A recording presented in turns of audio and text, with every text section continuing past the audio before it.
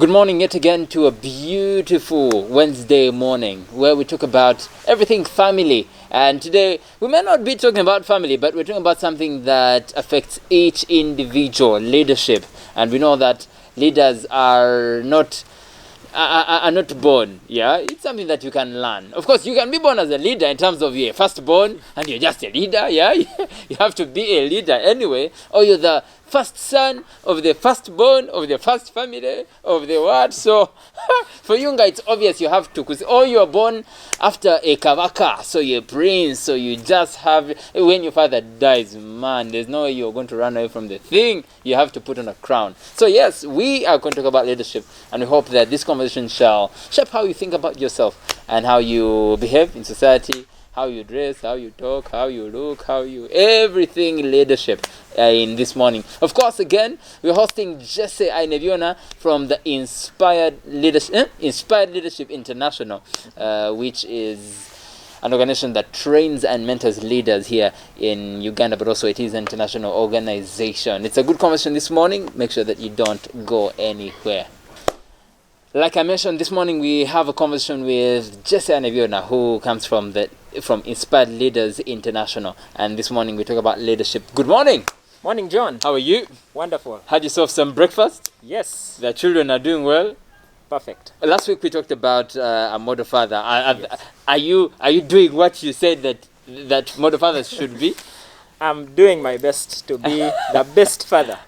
That's my mantra. Yeah. To be the best version of myself. Yeah. As a father, as a husband, in everything I do. As an individual. As a driver on the road. I want to be the best me that I can be, and a better version. Yeah. And if everybody did that, think about it. I think it was Mother Teresa who said, all it would take for us to clean up the whole world would be for everybody to just sweep in front of their house. If everybody did that, the world would be a clean place. Sweeping in front, that's easy. That can be done. Exactly. So if everybody did it, if everybody, that's the multiplier effect. It's a compounding effect. If everybody did that, we would have a clean place. So if every man committed to become a better father, a better leader in the home, we would have a world full of leaders. Families would be better. Yeah. Wonderful. Today we talk about leadership, and the key question here is, who is a leader? Can anyone be a leader? Or those things that we keep hearing politicians say, me, I was born a leader from inside me. My gut says leadership. Yes. Yeah, I must say that leaders are not born. Leaders are made. But some are born, eh? But by like birthright. For starters, all of us are born. Okay, All of us are born, all of us come to the world through the birth process. But really, leadership has less to do with title. It has everything to do with the individual. Good conversation. So position may not particularly say leadership. Well, because we might have an MD in the place, but really the guy who is leading and shaping things is not the MD. When we talk about leadership, there are two things that we quite want to clarify. There are two things, and the first is the position. There are people who hold the position. The managing director. The head of department. The founder of this. The head of this. The leader of this. Director. Executive director. Exactly. That is the position. The second thing that we want to clarify is the function. The influence. The influence. There are people who may not have the position. But they play the function. They play the function. You see trash dropped all over the place. You are not appointed to be the environmental expert in this area, but you take it upon yourself. But when you to do something, see a bottle on the road, you just pick it up. You see a child crossing the road, you are not. That's not your job to help children to cross. But you stand by the roadside and wait for them. Put up your hand, and the cars stop, and the children can pass. Or you see an elderly person crossing the road, and you simply help the person across. So there is functionality in leadership, and that's very profound. And so what you're saying is that a position really doesn't matter. It does matter because at the end of the day, people will listen to that guy who has the position. Exactly. Positions, I mean, if you want to know how much position matters, I think about when the President of the United States, Barack Obama, was coming to Africa, to Kenya. And I remember the airspace was closed. So many things happened. Yeah. Because I mean, even Kampala we swept what we built about what? As if he was coming. Exactly. Yeah. He was the sitting president. Yeah. Fast forward later, he comes back as former president. Yeah. Hardly did anyone notice. Exactly. And he showed up and traveled all over Africa. Like a free man. Yeah. So that's the degree to which position. So because when you're in a position, you make laws that people have to follow. And that's why it's important for us to bring ourselves into these places. Because at the end of the day, if you shy away from positions of leadership, whoever goes there will make the laws that you and I have to follow. Okay, so because when I am asking the question of position, I'm thinking, what should we be seeking out more? I want to be a leader, yeah? Yes. So if someone wants to be a leader, what should they be seeking out more, the influence or the position? I would say both. Why? Because already all of us have got a certain sphere of influence. Wherever you are, you might be a father in the home. You might be a worker in an organization. We already have a place. We already have a platform. We already have a pulpit that we all have. So all I need to do is to maximize the space.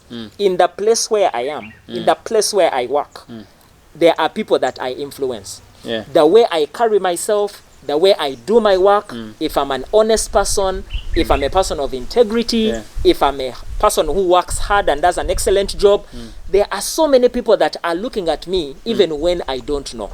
Okay. So I may not be a prefect in school. I was never a prefect in school. As a matter of fact, I was never. But the way I used to carry myself, it's now I realize all that time I was a leader. This I never a wannabe maybe. A guy who is taxing, that guy who always has a white shirt. So by being smart, with a clean shoe, yes. So by simply being smart, being in time, doing your work the way it's supposed to be done, not taking bribes, doing everything the way a good person is supposed to do that, you influence people, and that is what we call leadership. What does leadership look like in a home?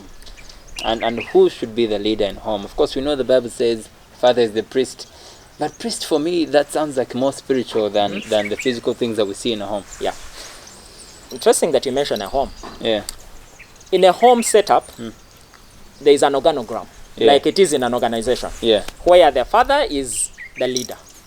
But you might be surprised who holds the influence in the home. The children. You might be surprised that the maid... The maid might hold the influence. You know why? Because in some homes, parents are not present. So who spends more time with the children? The maid. The maid. Yeah. So they have built such a connection with the maid that when the mother says do something, they may not quite do it. But when the maid says come, the child will come. Yes. So who can be a leader? Anyone can be a leader. Beginning with the father. And I think when we talk about leadership in a home, the best place to start is servant leadership. Last week we talked about a father being involved in household chores. Servant leadership is about serving your family. By me washing cups and plates, by me cleaning up the house and sweeping and mopping sometimes, it doesn't strip me of my title as a father.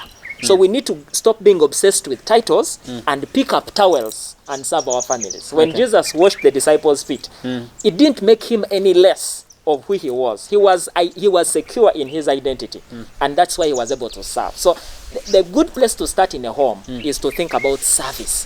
When you think about how can I serve my family at home, all that is leadership. How can I do better? How can I do a better job? How can I serve my clients more? That is leadership. That's easy when you talk about washing utensils at home, but is it easy to be a wananchi, a small little guy at the workplace? Because you're saying because it's easy to wash the plates at home. Either way, they are mine. If the plates are dirty, I can't eat.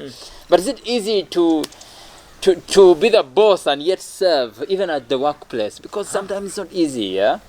You know, it begins with letting go of the ego.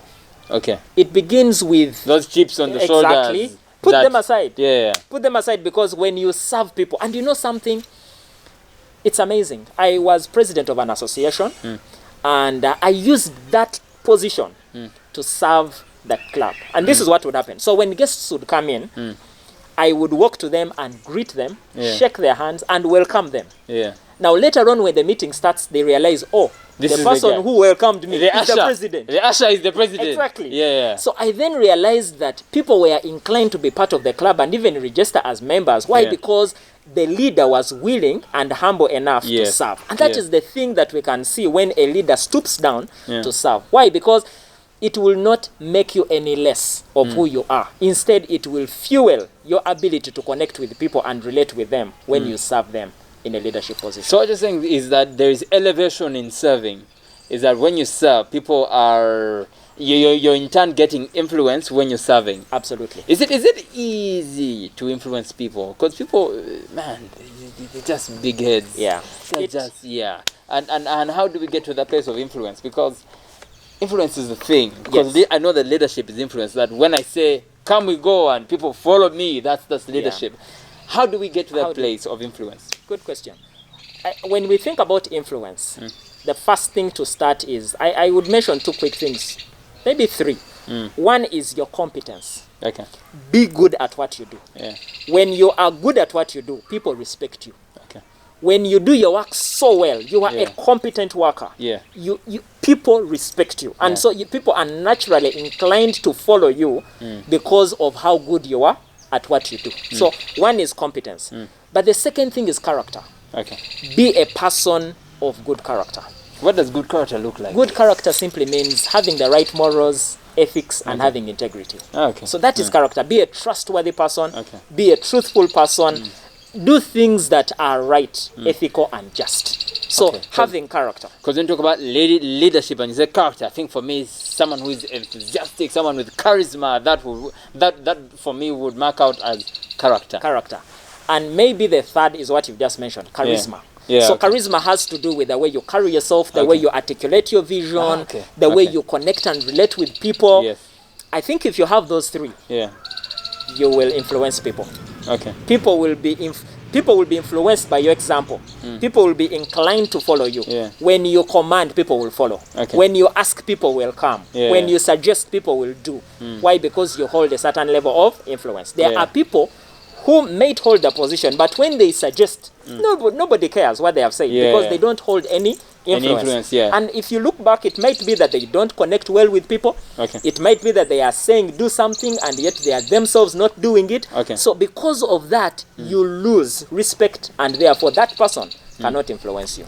So you talk about double standards and it's a thing that leaders enjoy because people are not accountable, yeah? Yeah. How does someone run away from being a double standard leader? Because sometimes what we're telling people to do may not be the most favorite thing to do for people. And yet you're more inclined to do the thing that people enjoy. Yeah. And that may come off as wrong leadership or even bad leadership because you want to do what the people want, but then it's not what is correct. How do I run away from being a double standard leader? The best way to run away from being a double standard leader is to master the art of self-discipline. Okay. Discipline. What does that mean? Self-discipline. Discipline that begins with you. It's self-discipline simply means do what you have to do, when you have to do it, whether you feel like it or not. Okay. If I could give you an example, there is this man who was quite a famous preacher. Yeah. So he was traveling, and on this particular trip, he was making transition through an airport, way far away from home. Yeah. So he goes into these shops, these duty-free shops in the airport, and as he's looking, he comes across a site which had pornographic material. And in that moment, he wanted to take a closer look, perhaps even buy the magazine. Yeah. Because he felt no one knows me here, no one even knows what I do. But he put that aside and he moved straight across and walked out of the shop. Yeah. So on his way out of the shop, someone comes running after him and says, "Pastor, you forgot your bag." Yeah. Now you imagine if someone had noticed this guy has bought a pornographic magazine from an age, where is he taking it? And John, that's why some people say, if that person is saved, then even me, I'm saved. Why? Because they know how they live. So it's very important for us to understand that we are on camera 24/7.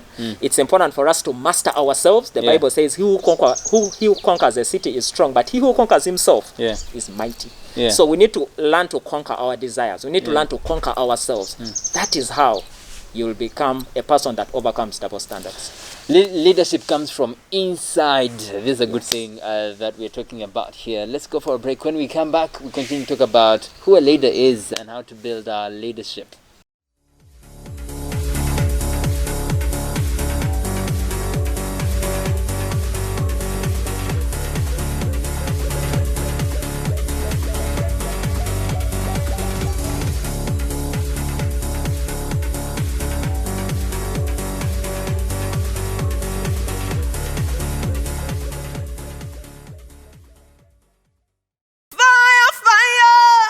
Everybody, my name is Sandra Subi and you're watching Family TV.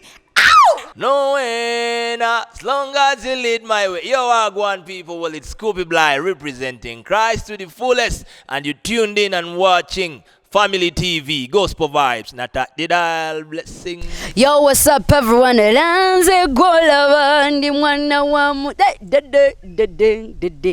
what's up, everyone? It's your girls, a bully on the mic, the woman of steel, and you were chilling with some special on Gospel Vibes on Family TV every Thursday, 4 p.m. Don't touch that dial. We love you.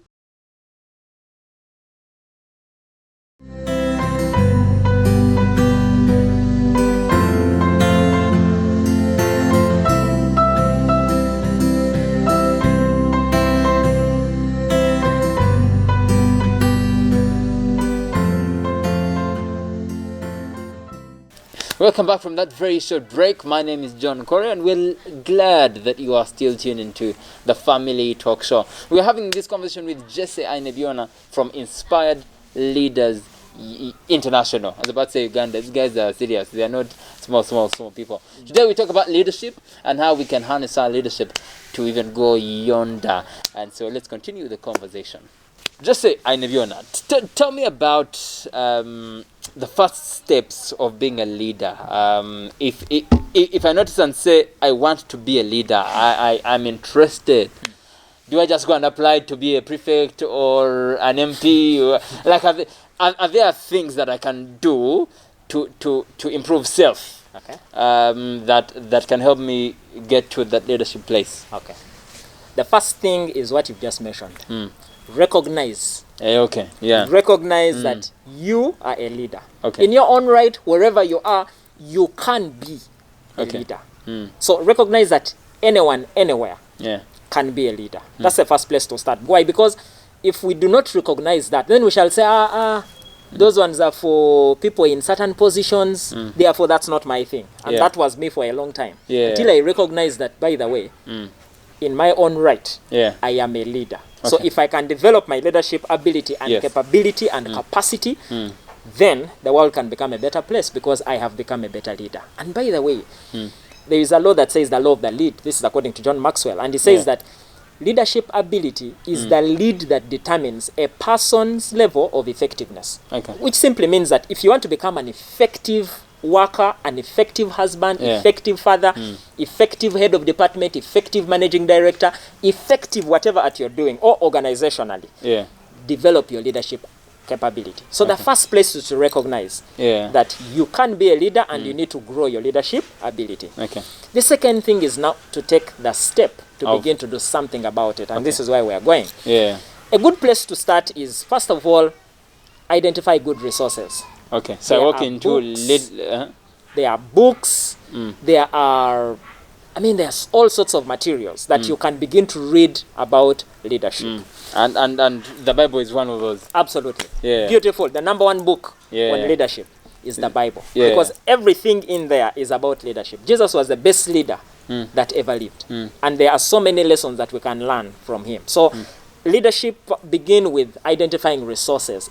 This is like your toolbox. You know, every person to be effective, a mechanic to be effective has got to have a toolbox. So even you to become effective at leadership, you need to have kind of a leadership toolbox. So in there are books, in there are videos that you can watch, in there are there's a lot of content that you can study. Pens and notebooks for you to write Check down notes. your Thank you. Begin to read on the subject, begin to understand what leadership is, learn from what others have done and what they have not done. The third thing, and perhaps one of the most important, is to get to apply what you've studied.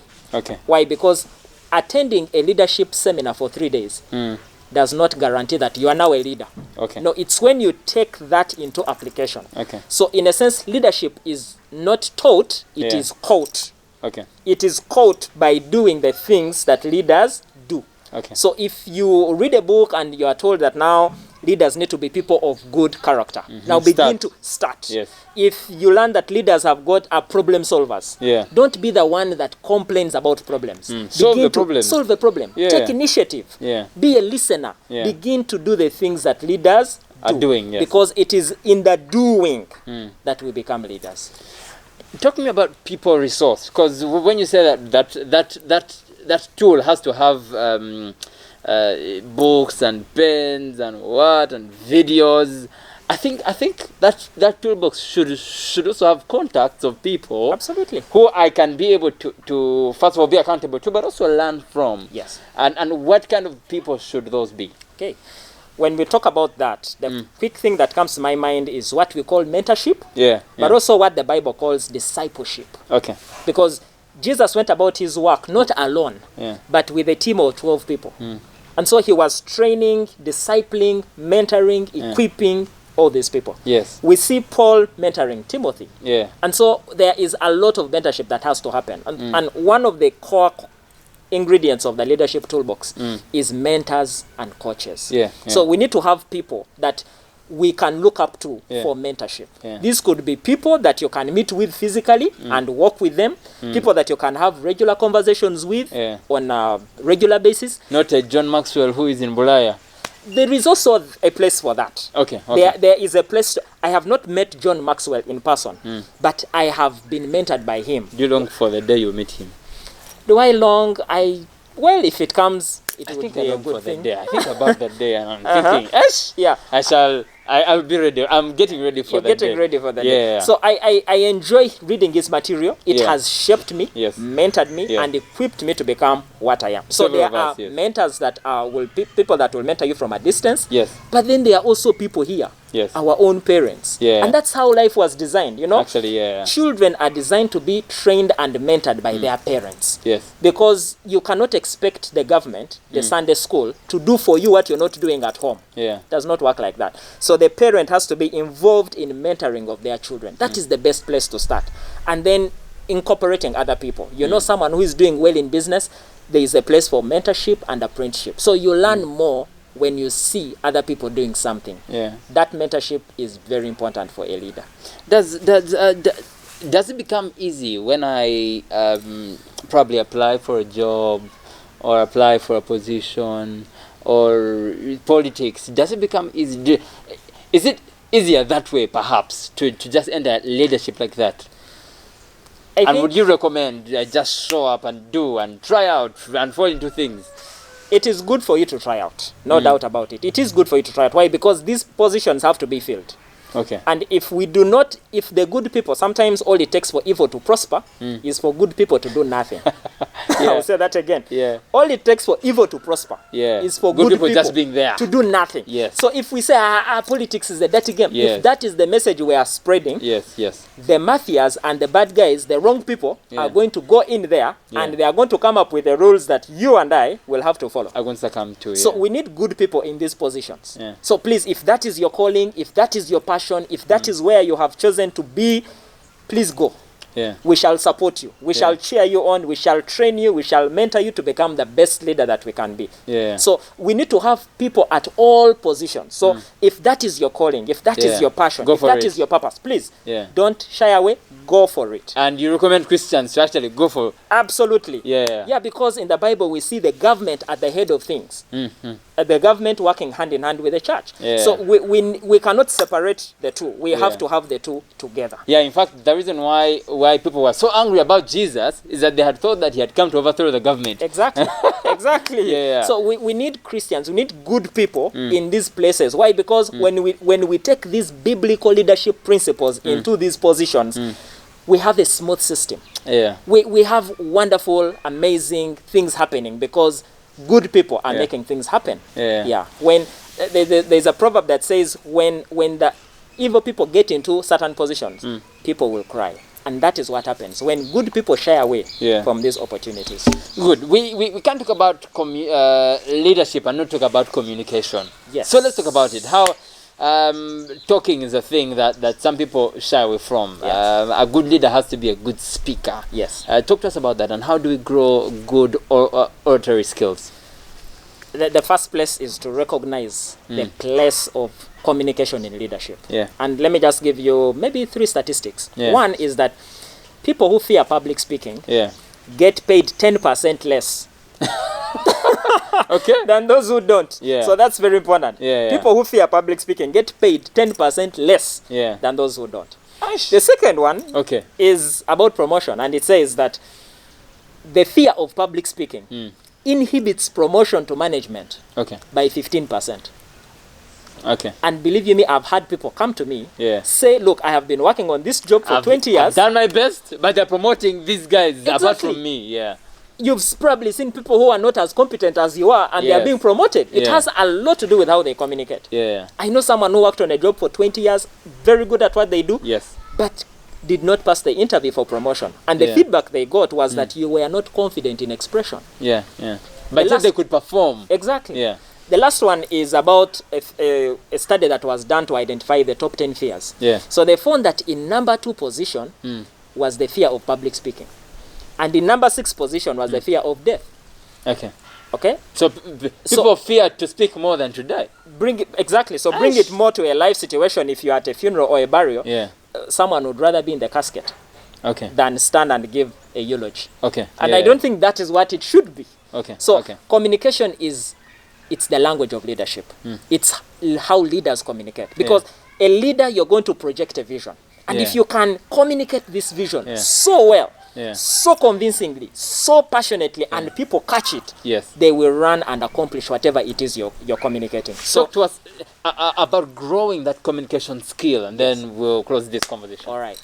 Similar to what we mentioned about leadership, realize that you need to learn how to communicate better. Secondly, identify resources. There are books that you can read.